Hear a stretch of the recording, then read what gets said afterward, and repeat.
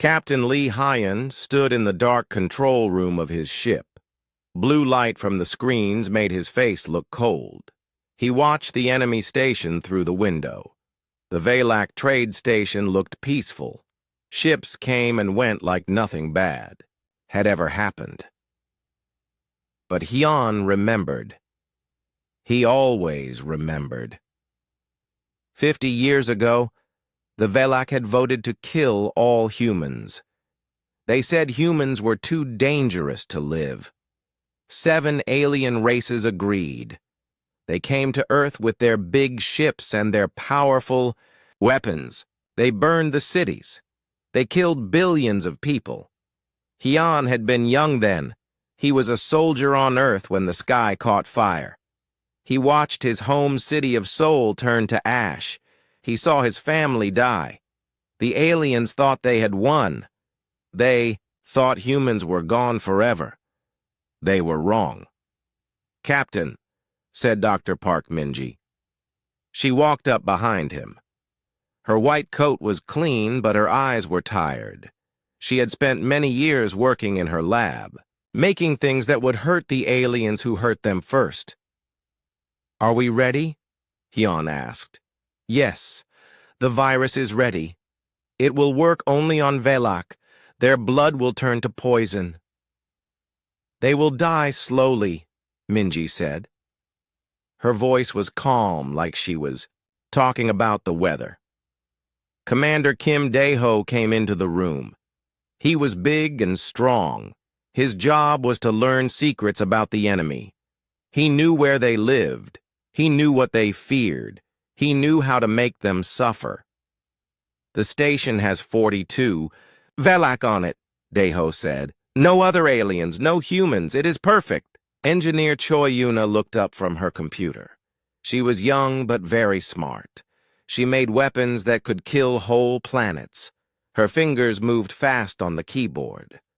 "The memory bombs are ready too," Yuna said. "When we are done, everyone will know what happened here. The whole galaxy will see what we can do." Hyan nodded. The humans had learned to be patient. They had learned to be smart. They had learned to be cruel. The aliens taught them these things. The ship moved closer to the station. It looked like a normal trade ship. The Valak would not be scared. They thought humans were all dead. Hyan touched a button on his chair. Pictures appeared in the air above him. Old pictures from 50 years ago.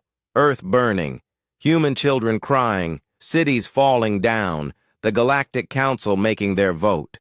"Today we start," he said to his crew. "Today, we begin to make them pay." The pictures changed.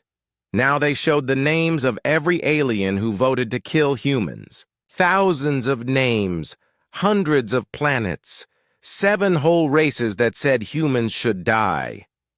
"We will visit them all," Hyan said. "Every single one. We will show them what happens when you try to kill humanity." The ship docked with the station. The Valak thought it was a normal trading day. They came to meet the ship with smiles on their ugly faces. Minji put on her breathing mask. She carried a small bottle in her hand. The virus was invisible. It would spread through the air like a cold, but this cold would kill.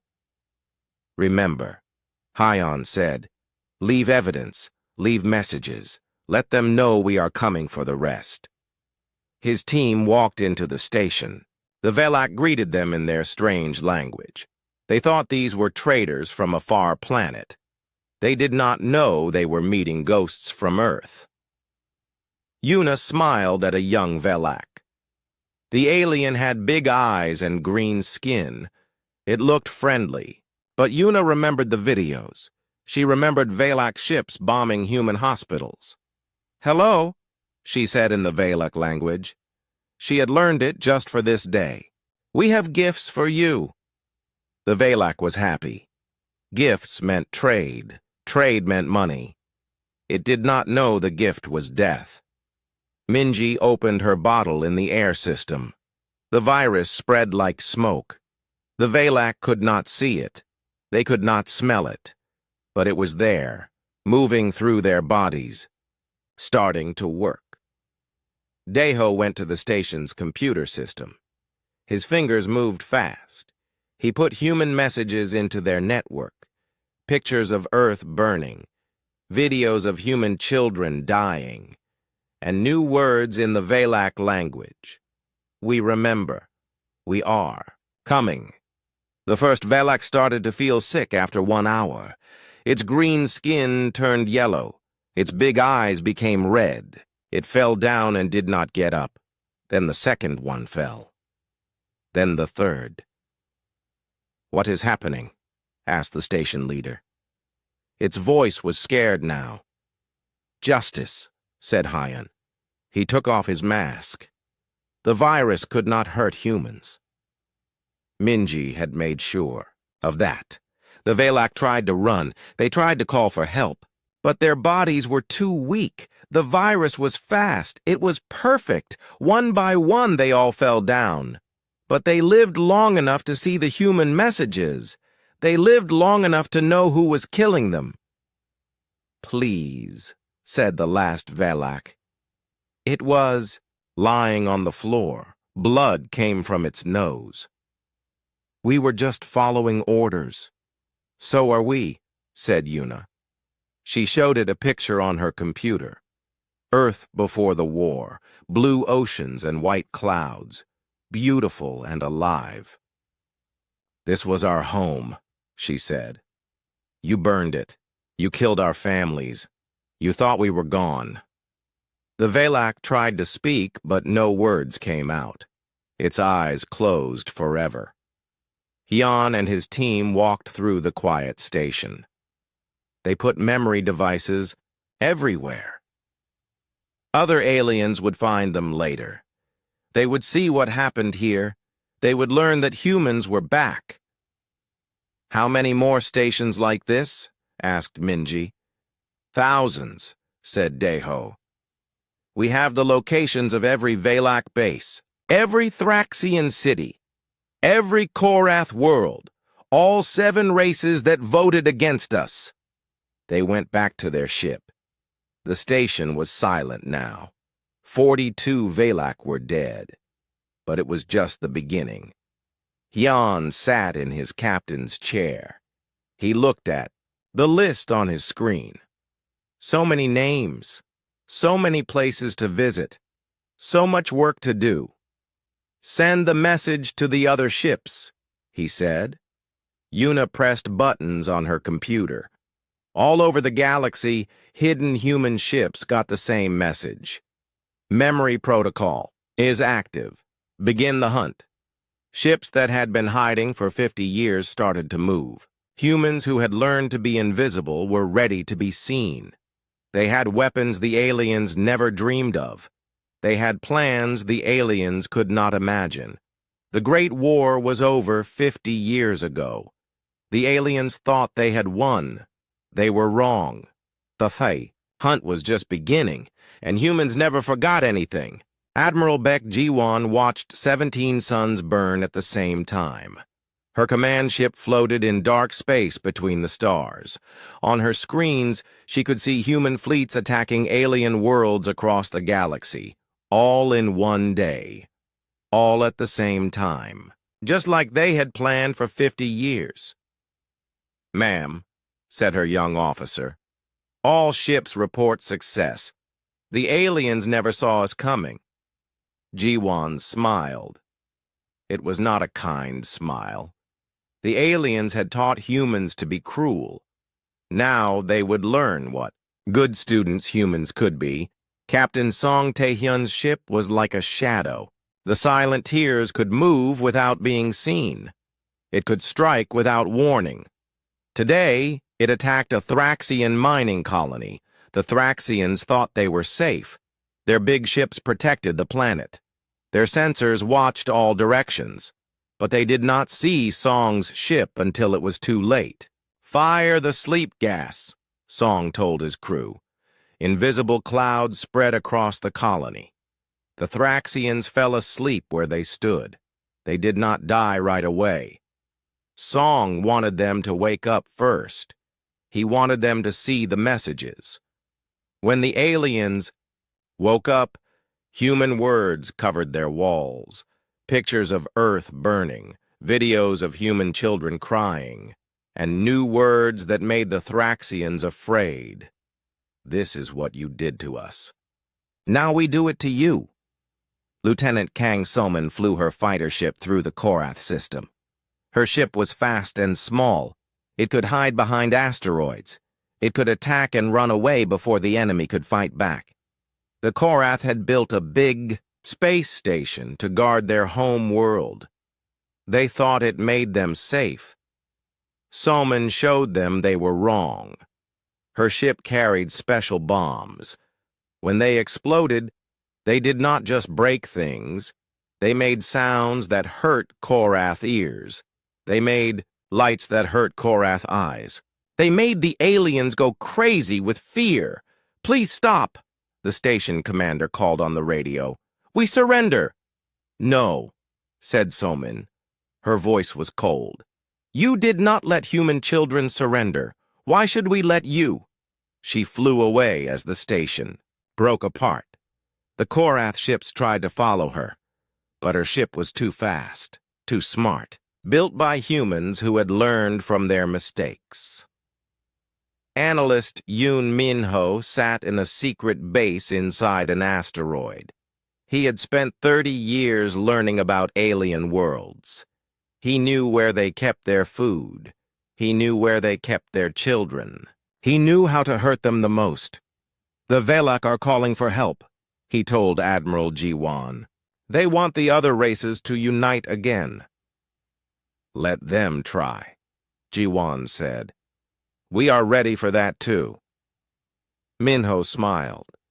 The humans had not just built weapons. They had built something better. They had built fear all across the galaxy. Alien news reports carried the same story. Human ships had appeared from nowhere. Human weapons had destroyed whole colonies. Humans were supposed to be dead, but they were not dead. They were angry. The Galactic Council met in emergency session. The same aliens who had voted to kill humanity 50 years ago. They were older now. Some were gray. Some were tired. All of them were scared. "How many humans are left?" asked the Thraxian leader. "We do not know," said the Velak speaker. Its voice shook with fear. "They hit 17 worlds at once. They must have hundreds of ships." "Impossible," said the Korath general. "We destroyed their worlds. We counted their ships. They are all dead." An aide ran into the room. It carried a message tablet. Its hands were shaking. "Sirs," it said, "we just got reports from the outer systems. Human ships are everywhere. They know things about us, things they should not know." The council members looked at each other. Fear grew in their hearts like poison. On the planet Velakis, Commander Kim Dae-ho walked through empty streets. He had been here for 15 years. The aliens thought he was one of them. They had given him a job. They had trusted him. They should not have. "The water supply is poisoned," he told his hidden radio. "The Velak on this world will be dead in 3 days. "Good," came the reply. "Move to the next target." Dae-ho had many targets. He had spent years learning about Velak culture. He knew what they loved. He knew what they feared. He knew how to break their spirits before he broke their bodies. The poison in the water was not fast. It would give the Velak time to think, time to remember what they had done to Earth, time to understand that humans never forgot anything. Captain Lim Dong-hyuk's ship hunted Korath supply convoys. The Eternal Grudge was built for one thing: killing aliens who had killed humans first. "Target acquired," his gunner reported. "Korath transport with food supplies." "Are there children on board?" Dong-hyuk asked. "Scanners show yes, sir." "Korath, Families moving to a new colony. Dong Yuk was quiet for a moment. Then he remembered the human families who never got to move anywhere. The human children who never got to grow up. Fire, he said. The transport exploded in bright light. The Korath families were gone, just like human families had been gone for 50 years. Sir, his communications officer said, we are getting calls from across the sector. Alien ships are surrendering without a fight. Tell them we do not accept. Surrender, Dong Yuk said. Tell them to remember Earth. The Ghost Fleet was not just ships. It was humans who had learned to think like their enemies. Humans who had studied alien weaknesses for 50 years. Humans who had become perfect hunters. Agent Jo Sang-hee sat in the Thraxian government building. She had worked there for 20 years. The aliens trusted her. They told her their secrets. They showed her their plans. Now she used those secrets against them. The humans have a new weapon, she told the Thraxian War Council. It can destroy whole planets. The aliens believed her because she had always told them the truth before. They did not know the weapon was fake. They did not know she was making them afraid on purpose. We must evacuate our core worlds, said the Thraxian leader. Yes, Sang-hee agreed. Move your people to the outer systems. They will be safer there.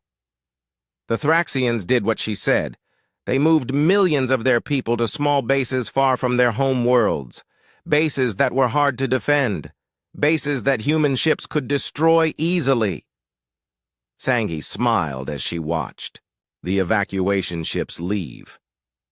The aliens thought they were running to safety. They were really running to their deaths. The first day of the hunt was ending. Human ships pulled back into dark space. They had done enough for now. They had sent their message. Admiral Ji-won looked at the reports from across the galaxy. 17 worlds attacked, thousands of aliens dead, and fear spreading like fire through. Alien space. Phase 1 is complete, she announced to her fleet. All ships return to base. Prepare for Phase 2. The human ships disappeared as quickly as they had appeared. The aliens tried to follow them, but the ships were gone like ghosts. In the alien capitals, emergency meetings went on all night. The leaders who had once been so sure about killing. Humans were not sure about anything anymore. Maybe we should try to make peace, suggested a young Velak. The old leaders looked at him with tired eyes. Peace? Said the Korath general. Did you see what they did today? They do not want peace. They want revenge. And across the galaxy, on hidden human bases, people prepared for tomorrow. They cleaned their weapons. They checked their plans. They remembered their dead. The war was over 50 years ago, but the hunt had just begun. Operative Jo Sang-hee sat in the highest tower of the Thraxian capital. Through the big windows, she could see the city burning below. Thraxian ships fought each other in the sky. Brother killed brother. Sister killed sister. And it was all her idea. The Eastern clans are winning, said General Thrak. He was the leader of the Western clans. He trusted Sang-hee completely. He did not know she was human. No, Sang-hee said calmly. Send your ships to attack their food supplies. Hungry soldiers cannot fight well. Thrak nodded and gave the orders. He thought Sang-hee was helping him win the war. He did not know she was helping both sides lose. For 15 years, Sang-hee had worked in the Thraxian government. She had slowly moved higher and higher.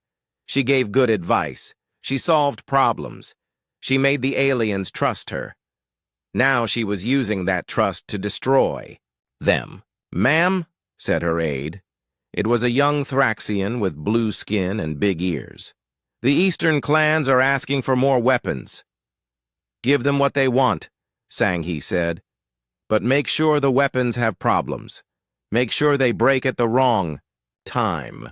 The aide left to carry out her orders. Soon both sides would have broken weapons. Both sides would blame each other. The fighting would get worse. Sang-He touched a hidden button on her desk. A secret message went out to human ships hiding near Thraxian space. The message was simple. The Civil War is working. Begin Phase 2. Colonel Shin Jae-min led human soldiers onto a Korath world. They moved like shadows through the alien city. Their black armor made them invisible in the dark. Their weapons made no sound, but they left plenty of noise behind them. The Korath were tough fighters. They had big muscles and thick skin. They were not afraid of most enemies, but they were afraid of ghosts. And that was exactly what Jae-min's soldiers looked like. Target the power station, Jae-min whispered into his radio. Make it look like terrorists did it. His soldiers spread out through the city. They planted bombs that would explode later. They put signs that blamed other aliens for the attacks. They made sure the Korath would suspect their neighbors. The Korath had been allies with the Velak for 200 years. But fear made people stupid. When the bombs went off, the Korath leaders would blame the Velak. The alliance would break. Doctor. Moon Heron worked in her laboratory on a hidden human base. She did not make weapons that killed bodies. She made weapons that killed minds. The fear broadcasts are ready, she told Admiral Ji-won over the radio. We can make any alien species afraid of anything we want. What did you choose for the Korath? Ji-won asked. Darkness, Heron smiled. Their ancient stories say monsters come from dark places. We will make those stories real. Heron's machines could put thoughts into alien minds. Bad thoughts. Scary thoughts. The aliens would think the thoughts were their own. They would never know humans were controlling them. Soon, every Korath would be afraid of the dark. They would see human soldiers everywhere, even when no soldiers were there. They would attack shadows. They would go crazy with fear. Captain Lim. Dong-yuk's ship found 3 Velak colony ships trying to escape. The ships were full of families running away from human attacks. They thought they could hide in empty space. They were wrong. This is the eternal grudge, Dong-yuk said over the radio. Stop your ships and prepare to die. Please, came the reply from the lead ship. We have children here. We were not part of the vote to destroy Earth. Every Velak was part of it, Dong-yuk said. Your government spoke for all of you. Your ships carried out the orders. Your people celebrated when Earth burned. That was 50 years ago, the Velak captain said. These children were not even born then. Dong-yuk looked at a picture on his desk. It showed human children who had died 50 years ago, children who never got the chance to grow up. Neither were ours, he said. Then he gave the order to fire. The Velak ships tried to run, but human ships were faster. Human weapons were stronger. The colony ships exploded one by one.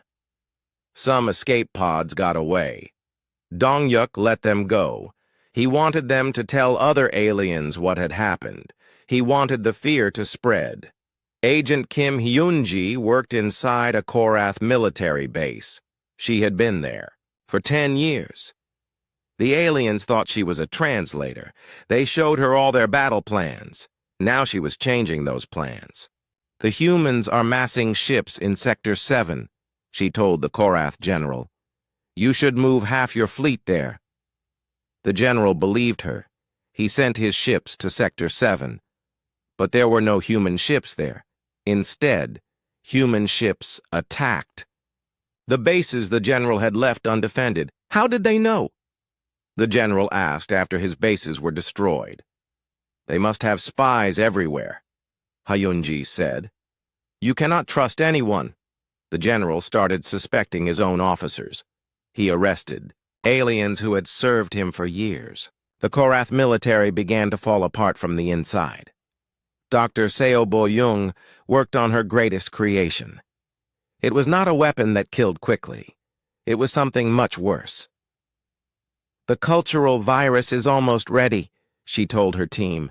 It will attack their ability to speak their own language. The virus would spread through alien computer networks. It would change their written words. It would make their children forget their old stories. It would erase their history while they were still alive.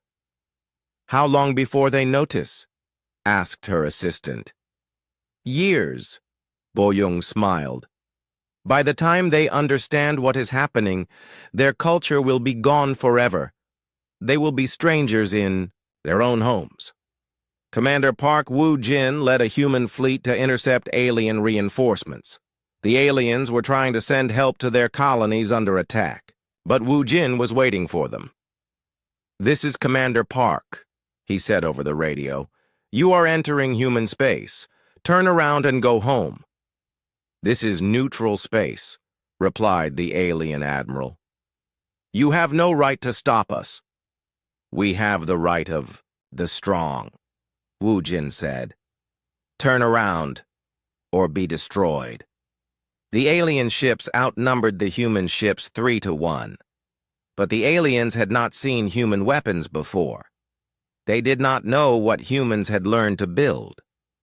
When the fight started, it was over quickly. Human ships moved like dancers. Human weapons struck like lightning. The alien fleet was destroyed in minutes. Woo-jin let one alien ship escape. He wanted it to carry a message back to the alien worlds. Humans own the galaxy now. On the planet, Thraxis, the civil war was getting worse. Eastern clans fought Western clans. Northern clans fought Southern clans. Everyone fought everyone. Jo Sang-hee watched from her tower as the city burned below. Thraxian ships bombed Thraxian buildings. Thraxian soldiers shot Thraxian civilians. We need outside help, General Thrak told her. Can the Valak send ships? I asked them. Sang-hee lied. They said no. They think you started this war to steal. They're colonies. Thrak's face turned red with anger. Those lying snakes! We have been allies for 100 years. Not anymore, Sang-hee said. They are already moving ships to take your border worlds. This was also a lie, but Thrak believed it. He sent orders to attack Valak ships near Thraxian space. Soon, 2 more. Alien races would be at war. Lieutenant Yu Jiwan led a squad of human soldiers on a secret mission. They landed on a Korath world at night. Their target was not a military base. It was a school. But they were not there to hurt children. They were there to plant something much more dangerous than bombs. History books, said Private Choi Minha. Why are we changing their history books? Because lies are stronger than bullets, Jiwan explained. When these children grow up, they will learn that the Valak betrayed the Korath in the last war. They will hate their former allies. The soldiers worked quickly. They replaced textbooks with new ones that told false stories. They planted evidence of old betrayals that never happened. They created hatred that would last for generations. Admiral Baek Ji-won received reports from across the galaxy. The alien alliance was falling apart. Former friends were becoming enemies. Trust was turning to suspicion. Phase 3 is ahead of schedule, her intelligence officer reported. The Thraxians and Korath are now fighting each other. The Valak are losing colonies to both sides. Good, Jiwan said. Send the signal for Phase 4. Across human space, ships that had been hiding in asteroid fields began to move. These were not attack ships. These were something much worse. They carried the tools to end civilizations forever. Doctor. Che Minsu completed his work on the planet killer. It looked like a small medicine container, but inside was a virus that could destroy all life on a world. It will look like a natural plague, he explained to his team. The aliens will blame each other. They will never know humans caused it. The virus was designed to spread slowly. It would take months to kill everyone on a planet. But during those months, the aliens would suffer. They would know they were dying. They would remember what they had done to Earth, on hidden bases throughout the galaxy. Humans prepared their final weapons. 50 years of planning was about to pay off. 50 years of patience was about to end. The aliens thought they were hunters. They thought humans were prey. They were about to learn who the real predators were. Marshal Oh Hyunwoo stood on the bridge of his flagship, watching Korath Prime burn in the distance. The planet had been beautiful once, green forests and blue oceans. Now it was black smoke and red fire, just like Earth had been 50 years ago. "Sir," said Captain Nam Yoonji, "the orbital defenses are down. The planet is ready for final assault." Hyunwoo nodded. Of the 7 races that had voted to destroy humanity, only 3 remained: the Korath, the Velak, and the Thraxians. Soon there would be none. "Begin the broadcasts," he ordered. Across Korath Prime, every screen turned on at the same time. Every radio played the same message. The voice was calm and cold. It spoke in perfect Korath language. "People of Korath Prime, this is Marshal Oh Hyunwoo of the human hegemony. 50 years ago, your leaders voted to exterminate my species. They said we were too dangerous to live. Today, you will learn how right they were." Down on the planet, millions of Korath looked up at the burning sky. Their strongest ships were destroyed. Their best soldiers were dead. Their government was hiding in deep bunkers. "We offer you one choice," the human voice continued. "Surrender now and die quickly. Resist and die slowly. These are your only options." Captain Nam Ayunji commanded the siege fleet that surrounded the planet. Her ships did not just carry weapons, they carried fear. "Release the psychological bombs," she ordered. Strange devices fell from human ships like silver rain. When they hit the ground, they made sounds that hurt Korath minds. They made lights that caused Korath to see things that were not there. The bombs did not kill. They were worse than death. They made the aliens go crazy with terror. "Please stop," came a message from the planet. "We surrender. We will do anything you want." "You had your chance to surrender 50 years ago," Yoonji replied, "when human children begged for mercy. You gave them none. We will give you the same." Agent Kwon Ji-hoo sat in the last meeting of the Galactic Council. Only 3 races were left. The others had destroyed each other, or been destroyed by humans. For 20 years, Ji-hoo had pretended to be a Velak diplomat. The aliens trusted him completely. They thought he was their friend. They had no idea he was planning their death. "We must unite against the humans," said the Korath representative. His people were dying on their home world. His voice was desperate. "Yes," agreed the Thraxian speaker. "Together we can still win." "I have a plan," Ji-hoo said. All eyes turned to him. The aliens hung on his every word. "The humans have a weakness," he continued. "They still care about their home world. If we can take Earth, we can force them to stop." The alien leaders nodded eagerly. It was a good plan. It was logical. It was exactly what they wanted to hear. It was also a trap. "I know where their main fleet is hiding," Ji-hoo lied. "If we strike there first, Earth will be undefended." The aliens believed him. They gathered their last ships, their strongest soldiers, their final hope, and sent them exactly where humans wanted them to go. Dr. Seo Boyung watched her creation spread through alien computer networks. The cultural virus was working perfectly. Across 3 worlds, alien children could no longer read their old books. Their languages were changing. Their histories were being rewritten.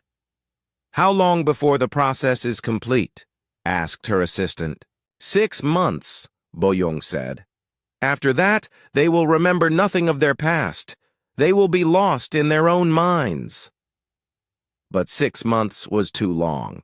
The final assault was happening now. "Activate the accelerator protocol," she ordered. New commands went out through alien networks. The virus began working faster. Within days, entire alien cultures would collapse. Languages that had existed for thousands of years would be forgotten. The aliens would die not knowing who they were. Marshal Hyunwoo received the signal he had been waiting for. The alien fleet was moving toward the trap. Soon, the last of their ships would be destroyed.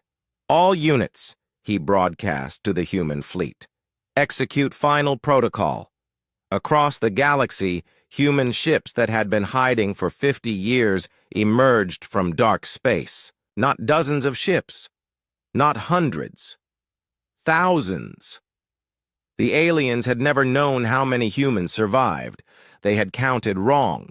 They had hoped too much. They had believed their own lies. Humanity had not just survived. It had grown stronger. Commander Lee Soo-young led her squadron toward the last Velak stronghold. The planet Velakis was covered with defensive stations. Energy shields protected the surface. The Velak thought they were safe. "Begin the Nightmare Protocol," Soo-young ordered. Her ships did not attack the planet. Instead, they attacked the minds of everyone on it. Special transmitters sent waves of pure terror into Velak brains. The aliens began to see their worst fears everywhere.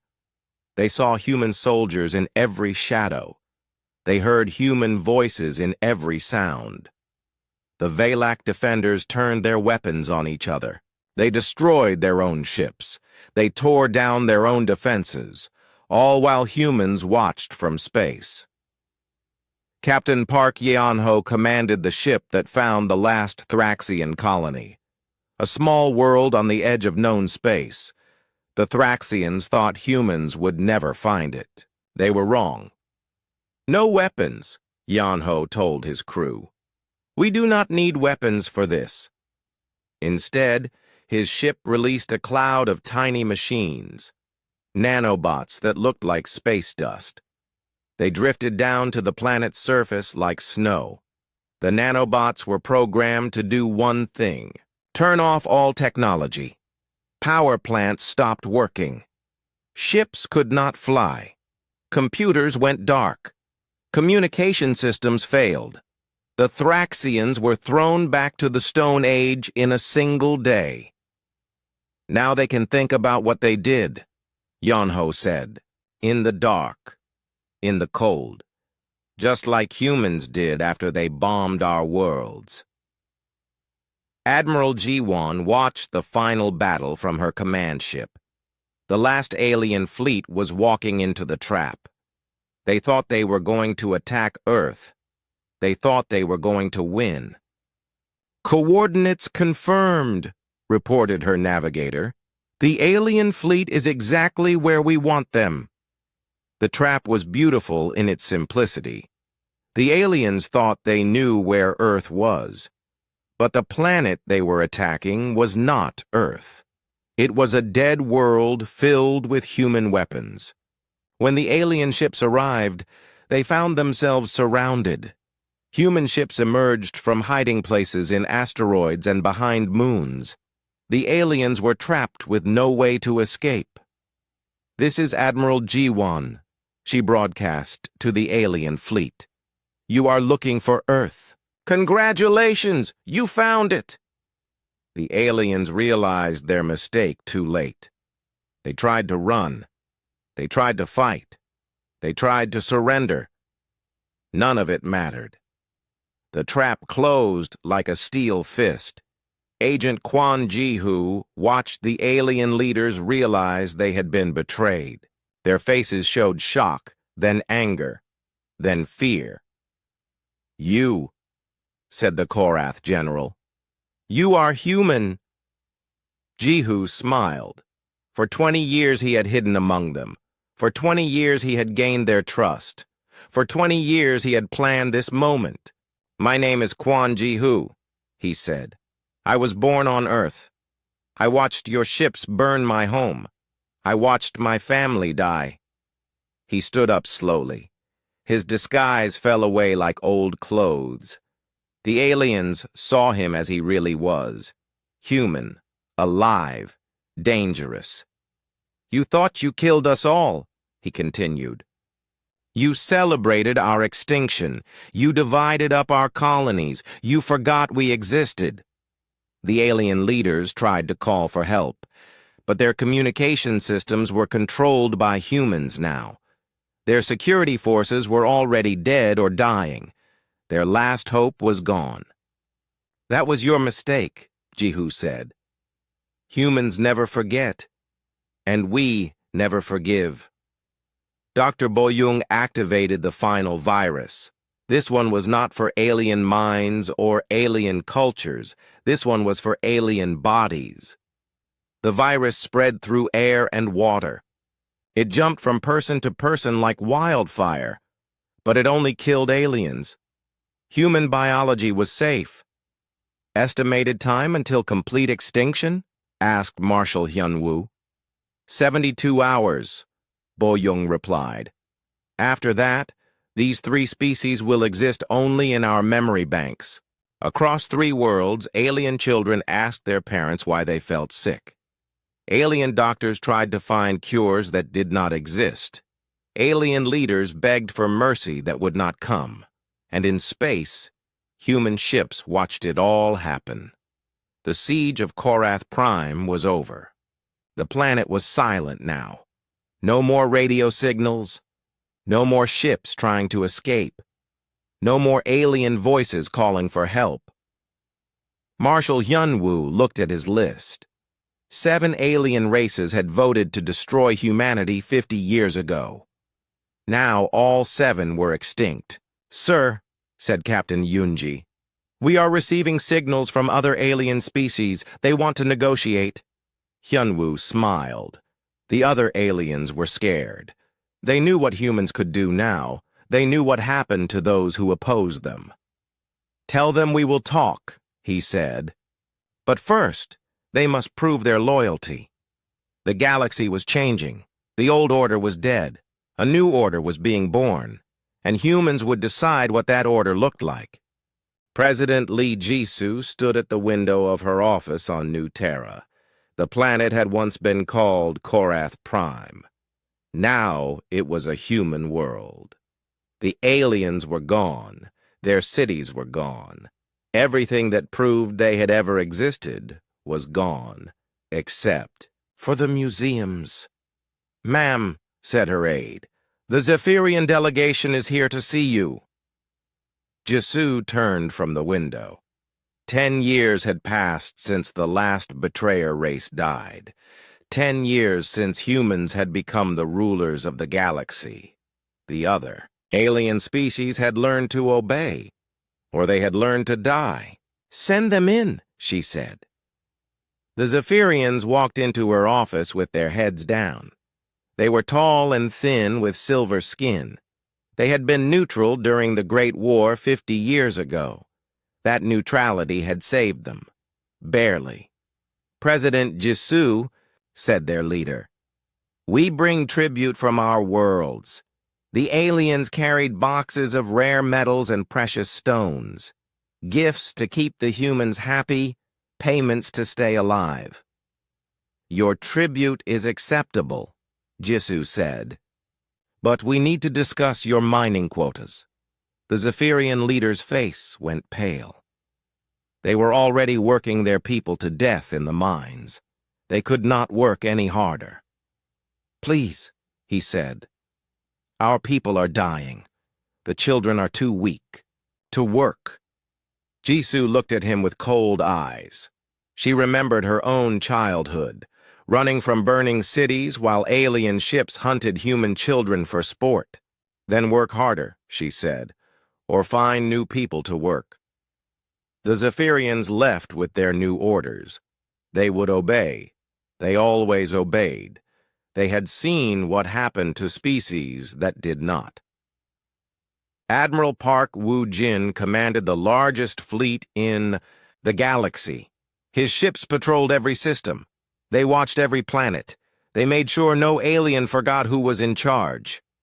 "Sir," said his communications officer, "we have reports of rebellion on Altair 3. Woo-jin smiled. He had been hoping for an excuse to test his new weapons.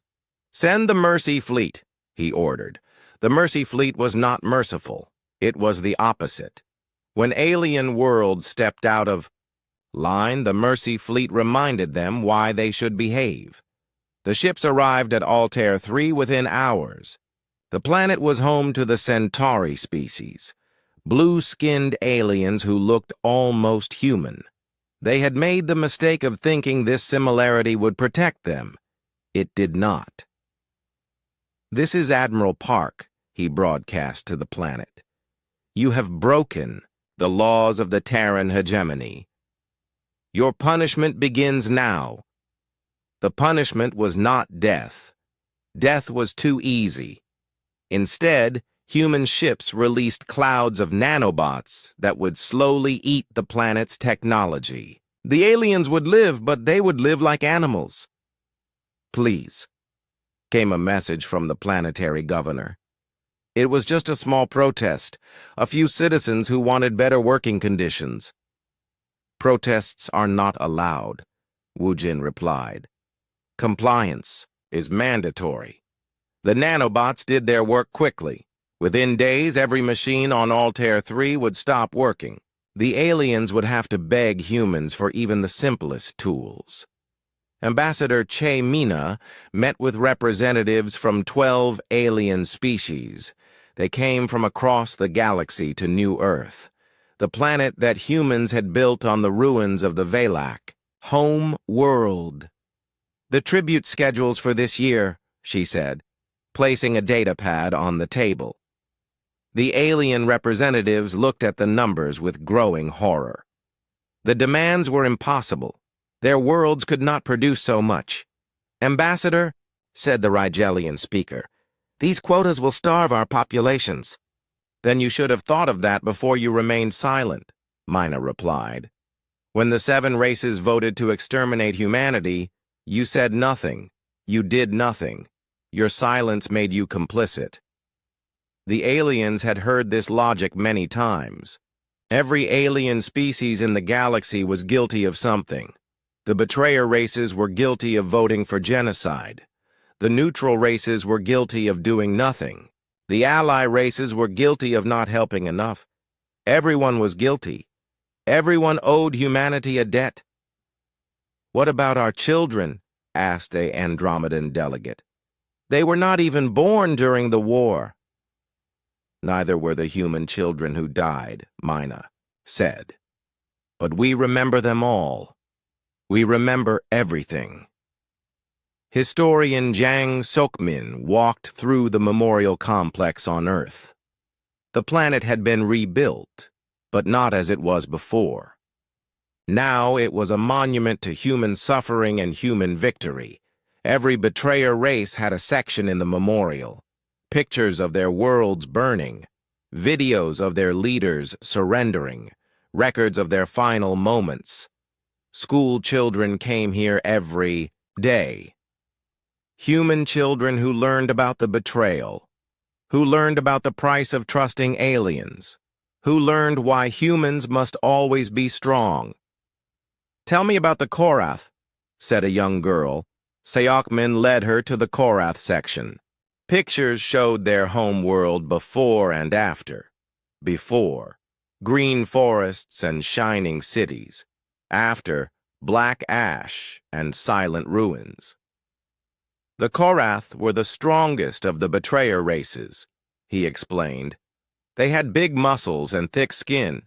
They thought they were tough." The girl looked at a video of the final siege. Korath soldiers crying as human weapons destroyed their minds. They were not so tough, she said. No, Seokmin agreed. No one is tough when they face humanity's wrath. Captain Kim Min-ho patrolled the outer rim of human space. His job was to watch for new alien species, races that had not yet learned about human rule. Contact on long-range sensors, his officer reported. Unknown ship design. Minho smiled. First contact with a new species was always exciting. It meant new worlds to conquer, new people to rule, new additions to the human empire. Open communications, he ordered. The alien ship responded. Quickly. The beings on the screen looked like walking plants with green skin and flower-like heads. "Greetings," said their leader. "We are the Florians. We come in peace." "Peace is not yours to give," Minho replied. "You are entering human space. You will submit to human authority." The Florians looked confused. They had never heard of humans before. They did not know the rules. "We do not understand," their leader said. "This is empty space. No one owns it." Minho's ship powered up its weapons. The message was clear. "Humans own everything now," he said. "You can serve us willingly, or you can serve us as slaves. Choose." The Florians chose to serve willingly. They always did. Director Yu Sujin ran the Compliance Bureau on the planet Regalis. Her job was making sure aliens followed human laws. "All of them. Perfectly. Always. Another violation report," said her assistant. The local reptilians were caught teaching their children about their old religion. Religion was forbidden for alien species. Only humans were allowed to have beliefs about gods or spirits. Aliens could only believe in human superiority. "Bring me the teacher," Sujin ordered. The reptilian teacher was old and scared. His green scales were dull with age. His yellow eyes showed fear. "Please," he said. "I only told them stories, old stories about our ancestors." "Your ancestors were failures," Sujin replied. "They let their world be conquered. They let their species be enslaved. Why would you want children to remember such shame?" The old teacher had no answer. There was no good answer. "The penalty for teaching forbidden history is memory adjustment," Sujin said. "Your mind will be cleaned. You will forget your stories. You will only remember your place." The teacher cried as human machines changed his brain. When they were done, he would remember nothing but serving humans. His stories would die with his memories. General An Byung-hoon commanded the human forces on a dozen worlds. His soldiers kept the peace. They made sure aliens worked hard. They made sure aliens never forgot who was in charge. "Sir," said his aide, "the productivity reports from Kepler-7. Byung-hoon looked at the numbers. The alien workers were falling behind their quotas. They were getting tired, getting weak, getting rebellious. "Double the work shifts," he ordered. "Cut their food rations by half." "Sir, that might kill some of them," the aide warned. "Then they will die knowing their place," Byung-hoon said. "Bring in workers from other worlds. Make sure they see the bodies." Fear was the most important tool of human rule. Aliens had to be afraid. Always afraid. Fear kept them obedient. Fear kept them useful. President Jisoo gave her annual speech to the galaxy. Her words were broadcast to every world under human control. Billions of aliens stopped their work to listen. "Citizens of the Terran hegemony," she began. "Today marks the 10th anniversary of the final victory. 10 years since the last betrayer died. 10 years since humanity claimed its rightful place as rulers of the galaxy. On 1,000 worlds, aliens bowed their heads in submission. They had no choice. Human sensors watched everything. Human computers recorded everything. Human soldiers enforced everything. We did not choose this path, Jisoo continued. It was chosen for us by those who thought they could erase humanity from existence. They taught us that mercy is weakness. They taught us that trust is foolishness. They taught us that only the strong deserve to survive. In alien schools, children learned these words by heart.